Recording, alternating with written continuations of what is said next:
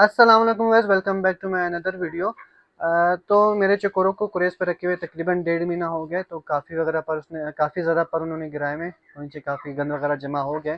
तो आज हम उनकी करने लगे हैं सफाई। तो सोचा आप लोग के साथ भी चीज़ शेयर कर दूं कि आपने सफाई किस तरह करनी है और किन किन चीज़ों का आपने ख्याल रखना है।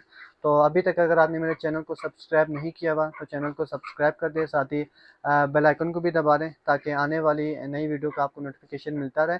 और वीडियो को लाइक भी कर दीजिएगा, ठीक है। तो चलते हैं वीडियो की तरफ।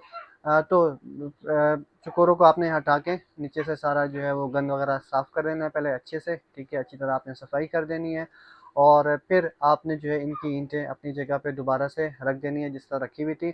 और साथ ही जो एक पांडा पाउडर है, कुपेक्स से कहते हैं, तो वो आपने जो है ईंटों के नीचे भी, ईंटों के ऊपर भी और सारी जगह जहाँ पे इनके कुरेस की जगह है वहाँ पे अपने सारा डाल देना है जहाँ पे इनका गंद वगैरह जमा होगा। तो इससे ये है कि आपकी जो चकोर वगैरह गंद वगैरह करेंगे, बीट वगैरह होगी, पर वगैरह होंगी, इसमें जो है कीड़े वगैरह, मुंगड़ वगैरह जो है पैदा नहीं होंगे, ठीक है।